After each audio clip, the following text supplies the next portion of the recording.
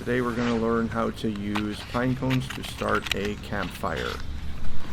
I'm taking a match, a wooden match, and I'm holding it down and I'm striking downwards. This is a good way to light a match if there's some wind because the flame goes upwards and then it's less likely to go out. Next, I light a candle, which has already been lit once, with the match. And this means while a match will burn out quite quickly, a candle can last for hours. Now I take the candle and I light the pine cone. The pine cones have sap on them and the sap burns really well.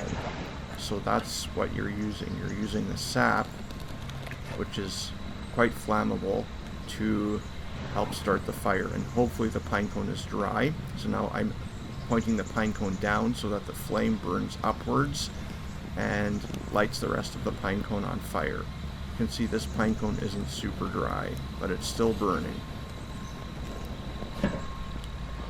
And the pine cone went out, so it's smoking. You can see the embers, and it's still burning.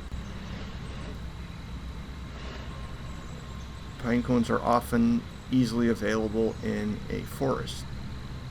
What you can do too is you can gather some together, and then when you need them you can use them. You can make sure they're nice and dry. So now I piled a bunch of pine cones together and I'm striking the match downwards.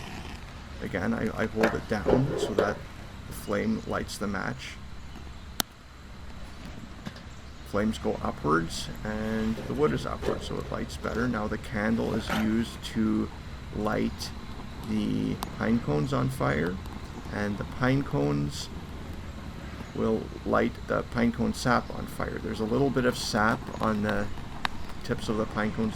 That's the white stuff you see, and that is quite flammable. So you can see I light one on fire and then another. I usually light the pine cones underneath first because the flame moves upwards, and then it's going to start a little fire. And then if you had little pieces of wood, you could put them on top and you quickly have a nice campfire.